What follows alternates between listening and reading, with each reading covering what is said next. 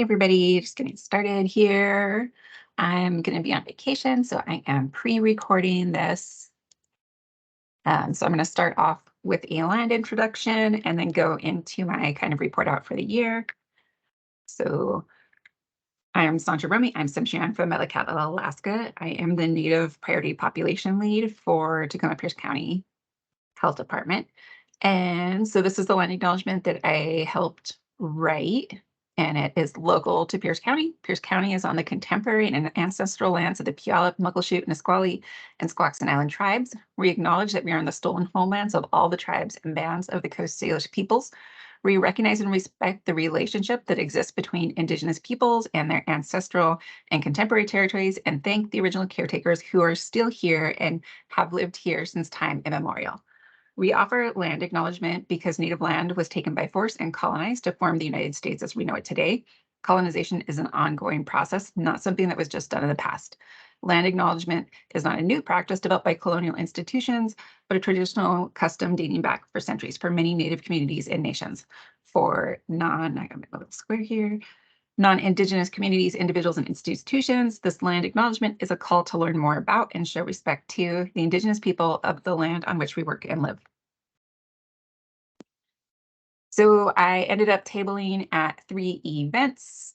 The first one I went to was the Cowlitz Holiday Bazaar at the DuPont facility, which used to be the Girl Scout facility. And then I also tabled at the Powwow Surprise Lake Middle School, where I also did some surveys around messaging on vaping and marijuana with both youth and adults. It was a great event with a lot of engagement.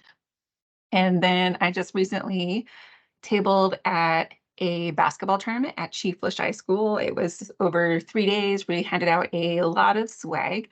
And I'm going to have some of these slides up here where I had some culturally relevant models for people to look at for prevention and recovery. We also did a coloring art contest, which nobody took us up on. So I had done the surveys first and then the art contest. And so next year I'm going to try to do them together so that we have engagement around focus group surveys. And then it's a segue into art. People didn't want to do just the art, but we handed out a ton of swag at the event. We also had the water bottles. They had these cool cork rows here. So we were able to hang up this poster over here in the corner. It was nice to be able to display that. What else? We had the fidget spinners over on this table as well. And I might go through my slides really quick here. I made a little bit of a slides with the Stanford Vaping and Cannabis Toolkit slides. I sent the link to the art contest to Linda if anybody works with Native youth that are still interested in doing that until June 30th. Let's see here. The slides I went through there, I actually just recently went to Washington Health Alliance slideshow for tobacco cessation, and I pulled a couple of slides in there that are relevant to Native communities. And one of the things I hope to maybe do next year is to help work on the environmental cost of cigarette butts and vaping, lithium, and plastic components for Native communities, because the Stanford slides has some really good on it, but it's several slides long. So how can I get that down to like 1 page? And going to try to do some summer events when we have a lot of our cultural events and powwows while the weather is nice. Let's see here. So I had these up on the flyers to make people more aware about accidental ingestion of cannabis for both children's and pets. And this is from the Native Transformations Project about the Net Reef Native Wellness Model, and there's going to be a couple slides on it here. So this is what I really like about it, is it shows how we can use cultural activities to help our youth avoid using substance, but also recovery as well. And what's really powerful here is if we lose one of these floats, that it shows the importance of having others, but how we can replace the float, hopefully, if something is missing. And then this is also the Swinomish Indigenous Health Indicators that I had up. This is a model.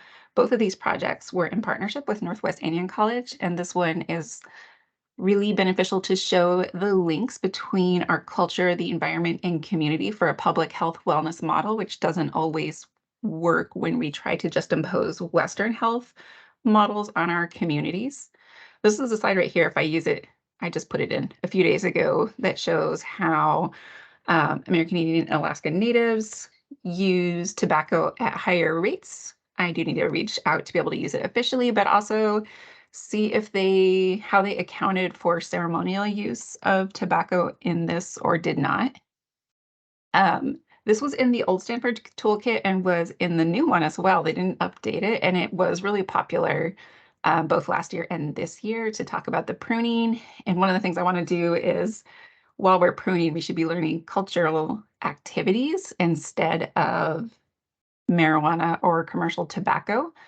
And this slide here of all the stuff that is in an e-cigarette.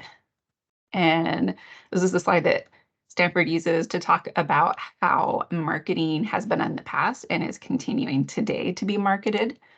And here, how people are marketing vaping aesthetically. I did when I was I won't say where, I was tabling an event and I did see a ton of people using vapes before they came into the building.